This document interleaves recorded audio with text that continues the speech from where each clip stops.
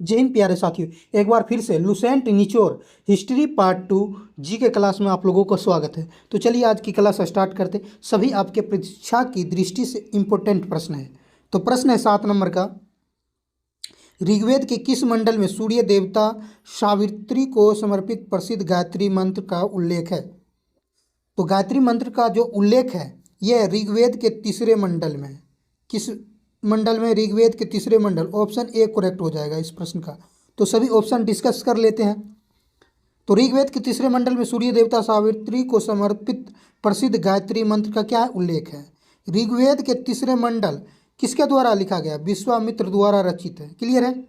ऋग्वेद के जो 9वां मंडल है सोम देवता का उल्लेख है। 9वां मंडल में किसका उल्लेख है? सोम देवता। क्लियर है। 9वां मंडल में किसका उल्लेख है? सोम देवता का। और जिसके लिए कितना सूक्त है? 144 सूक्त है। क्लियर है प्रश्न। और 7वां जो मंडल है ऋग्वेद के 7वें मंडल में दशराज युद्ध का उल्लेख है। दशराज युद्ध का क्या है? वर्णन है। और ऋग्वेद के जो 10वां मंडल है ये सबसे बड़ा मंडल है। कौन सा? 10वां मंडल है। इसमें क्या है? पुरुष सूक्त का वर्णन है और वर्ण व्यवस्था का उल्लेख है। क्लियर है प्रश्न। तो ऋग्वेद के किस मंडल में सूर्य देवता सावित्री को समर्पित प्रसिद्ध गायत्री मंत्र का उल्लेख है? ऋग्वेद के तीसरे मंडल में। नेक्स्ट प्रश्न की ओर बढ़ते हैं आगे। नेक्स्ट 8 नंबर का जो प्रश्न है इंपॉर्टेंट प्रश्न है, उपनिषदों की संख्या कितनी है? उपनिषद की जो संख्या है कितनी है? क्लियर है। तो ऑप्शन है 108, बी 6, सी 16, डी 18।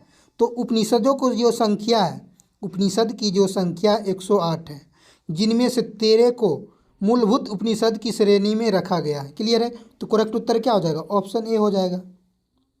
सभी ऑप्शन डिस्कस कर लेते हैं। एक्स्ट्रा फैक्ट, अगर आपसे पूछे वेदांगों की संख्या, तो वेदांगों की जो संख्या है वो 6 है। वेदांग की संख्या कितनी है?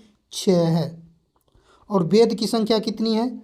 वेद की जो संख्या है 4 है। क्लियर है। पाँचे के प्रश्न में आप लोगों को बता ही चुके हैं उसके बारे में। अगर अभी तक आप लोगों ने पार्ट 1 नहीं देखे तो आप लोग अवश्य देखिए। और 16 जो है, 16 क्या है? संस्कार की संख्या है। तो आप लोगों को बता वेदांगों की संख्या कितनी है? 6 है। और कौन कौन सा है? यह है शिक्षा, कल्प, निरुक्त, व्याकरण, छंद और ज्योतिष। क्लियर है। और आपसे पूछे पुराणों की संख्या, पुराणों की जो संख्या है ये 18 है। पुराणों की संख्या कितनी है? 18 है। क्लियर है। पुराणों की संख्या 18 है, जिनमें केवल 5 मत्स्य, वायु, विष्णु, ब्राह्मण एवं भगवत पुराण में ही राजाओं को क्या है? वंशावली पाई जाती है। क्लियर है। और 16 क्या है? 16 का आप लोग बता ही दिए। 16 क्या है? संस्कार है। संस्कारों की संख्या आपसे पूछे तो 16 है। करेक्ट उत्तर। उपनिषदों की संख्या कितनी है? 108। ऑप्शन ए हो जाएगा। उम्मीद है कि यह प्रश्न आप लोगों को क्लियर हो चुका होगा। नेक्स्ट की ओर आगे बढ़ते हैं। नेक्स्ट 9 नंबर का प्रश्न है, इंपोर्टेंट प्रश्न है। 9 नंबर का जो प्रश्न है, मौर्य वंश के बारे में जानकारी किस पुराण से मिलता है? मौर्य वंश के बारे में जो जानकारी है किस पुराण से मिलता है? तो मौर्य वंश के बारे में जो जानकारी है विष्णु पुराण में मिलती है। किस में मिलती है? विष्णु पुराण में। ऑप्शन ए इस प्रश्न का क्या होगा? राइट उत्तर होगा। सभी ऑप्शन डिस्कस कर लेते हैं। आंध्र सातवाहन वंश के बारे में जो जानकारी मत्स्य पुराण से मिलती है।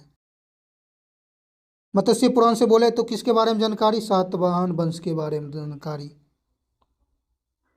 क्लियर है। सातवाहन वंश के बारे में जानकारी किस पुराण में? मत्स्य पुराण में। और सबसे प्राचीन प्रमाणिक पुराण जो है वह मत्स्य पुराण है। आपसे पूछे सबसे पुरानी और सबसे प्राचीन पुराण कौन हो जाएगा? मत्स्य पुराण। क्लियर है। प्राचीन हो जाएगा सबसे पुरानी। और इसमें किसकी जानकारी मिलती है? सातवाहन वंश के बारे में जानकारी। और गुप्त वंश के बारे में जो जानकारी है ये वायु पुराण में मिलती है। किसमें? वायु पुराण में मिलती है। राजतंत्र एवं कृषि संबंधित विवरण की जानकारी यह कौन से पुराण में मिलती है? अग्नि पुराण। सामाजिक एवं सांस्कृतिक दृष्टि से अग्नि पुराण काफ़ी क्या है? महत्व है इसका। क्लियर है। उम्मीद है कि यह भी प्रश्न आप लोगों को क्लियर हो चुका होगा। नेक्स्ट की ओर आगे बढ़ते हैं। नेक्स्ट जो प्रश्न है 10 नंबर का, बुद्ध की पुनर्जन्म की कहानी वर्णित किस कथा वस्तु में है? ऑप्शन ए ये जातक, बी कथावस्तु, सी कल्पसूत्र और डी भगवती सूत्र। तो बुद्ध भगवान के बारे में जो है जानकारी ये जो है पुनर्जन्म के बारे में जानकारी जातक कथा वस्तु मिलती है। किसमें? जातक। बुद्ध की पुनर्जन्म की कहानी। आपसे पूछ सकता है बुद्ध का जन्म कब हुआ? तो बुद्ध का जो जन्म है 563 में हुआ था। कब हुआ था? 563 ईसा पूर्व। लुम्बिनी नेपाल जंगल में हुआ था। और इसकी जो मृत्यु कब हुआ था, मृत्यु आपसे पूछे कब हुआ था, तो बुद्ध की जो मृत्यु है 483 ईसा पूर्व हुआ था। कब हुआ था? 483 ईसा पूर्व। कहाँ हुआ था? कुशीनगर में। कुशीनगर देवरिया उत्तर प्रदेश में पड़ता है, वहाँ पर हुआ था। क्लियर है? हियान का जो प्रमुख ग्रंथ है ये कथा वस्तु है, जिसमें महात्मा बुद्ध के जीवन चरित्र अनेक कथाओं के साथ क्या है, वर्णित है। जैन धर्म का प्रारंभिक इतिहास कल्प सूत्र से प्राप्त होता है। पूछेगा कल्प सूत्र से किसका इतिहास प्राप्त होता है? जैन धर्म का। क्लियर है? आपसे पूछ सकता है जैन धर्म का संस्थापक कौन है, तो ऋषभदेव है। कौन है जैन धर्म का संस्थापक? ऋषभदेव। क्लियर है? जैन ग्रंथ भगवती सूत्र में महावीर के जीवन की कृतियां तथा अन्य समकालिकों के साथ अनेक संबंधों का विवरण मिलता है। किसमें? भगवती सूत्र में। क्लियर है? और महावीर का जो है जन्म कब हुआ था? 540 ईसा पूर्व। क्लियर है? कहाँ हुआ था? वैशाली में, 540 में। क्लियर है? उम्मीद है कि सभी इसके एक्स्ट्रा फैक्ट जो है आप लोगों को क्लियर हो चुका होगा।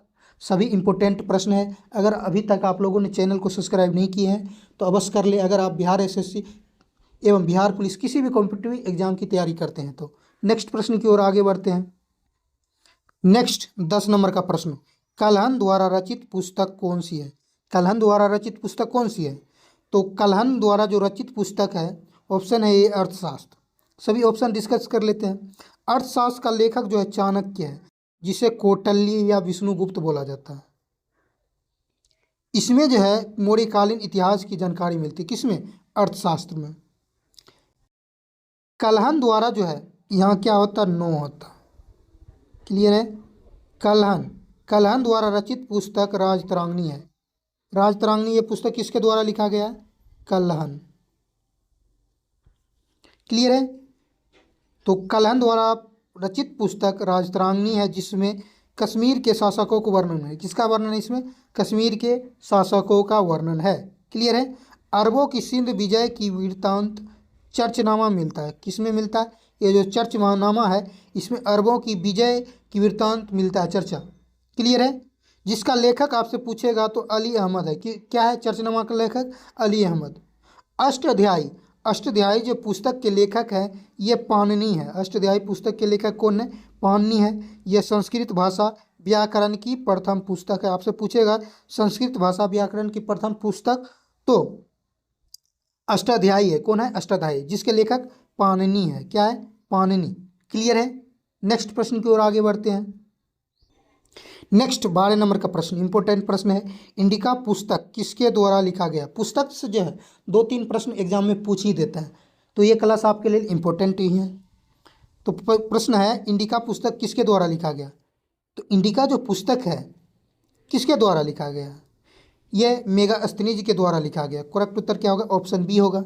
चलिए इसके बारे में डिस्कस कर लेते हैं, ऑप्शन सभी देख लेते हैं। इतिहास का पिता किसे बोला जाता है? हेरोडोटस को। इसकी पुस्तक हिस्टोरिका है, जिसमें भारत फारस का वर्णन है। इस पुस्तक में किसका वर्णन है आपसे पूछेगा तो भारत एवं फारस का वर्णन है। किस पुस्तक में? हिस्टोरिका। किसके द्वारा लिखा गया? हेरोडोटस। इतिहास का पिता हेरोडोटस। क्लियर है ये ऑप्शन। दूसरा, मेगास्थनीज की पुस्तक क्या है? इंडिका है। मेगास्थनीज की पुस्तक कौन सी है? इंडिका है।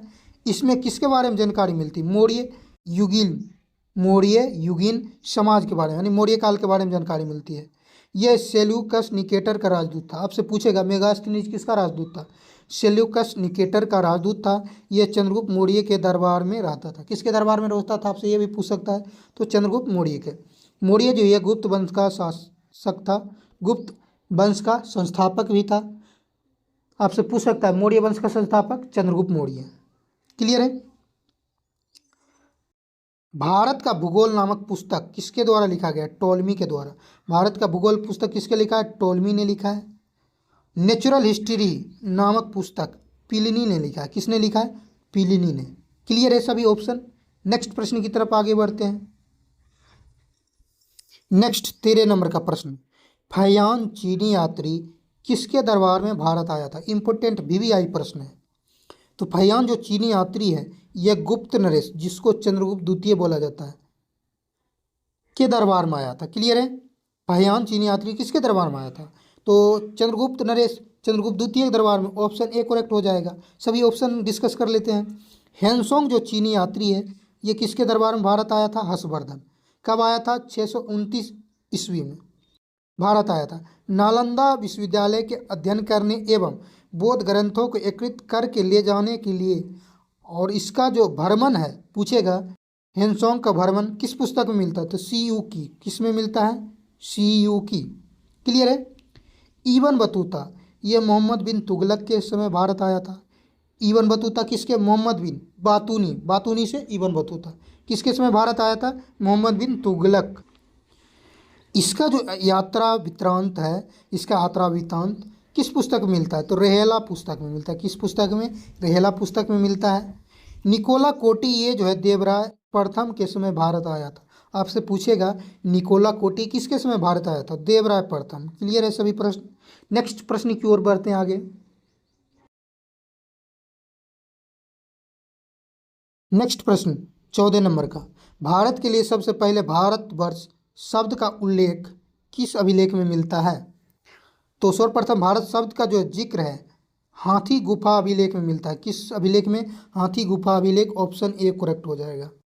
सर्वप्रथम भारत पर होने वाला हुरून आक्रमण की जो है जानकारी ये भित्तरी स्तंभ लेख में मिलता है। किसमें? भित्तरी स्तंभ अभिलेख में। किसके बारे में? हुरून के आक्रमण की जानकारी।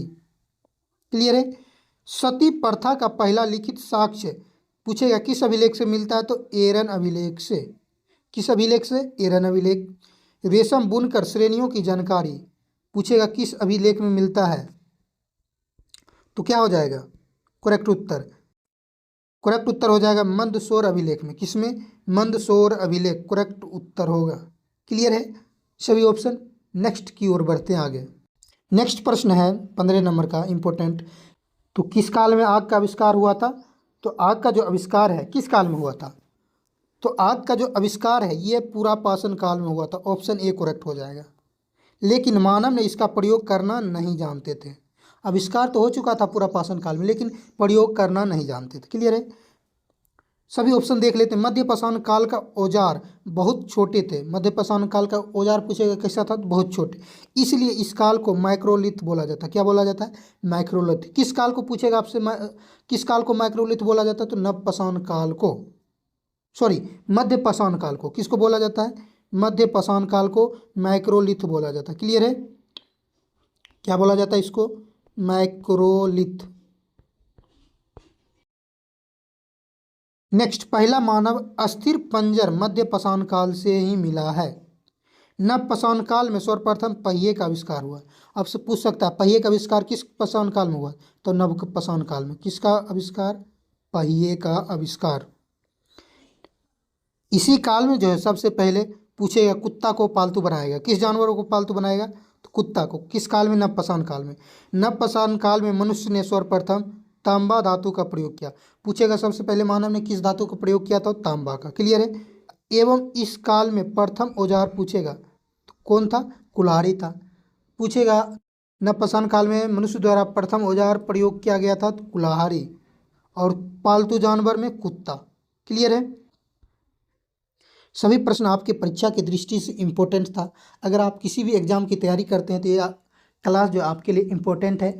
अगर आप लोगों को क्लास पसंद आ रहा हो तो वीडियो को लाइक करें, शेयर करें और चैनल को अवश्य सब्सक्राइब कर लें। मिलते हैं आप लोगों से पार्ट 3 क्लास में।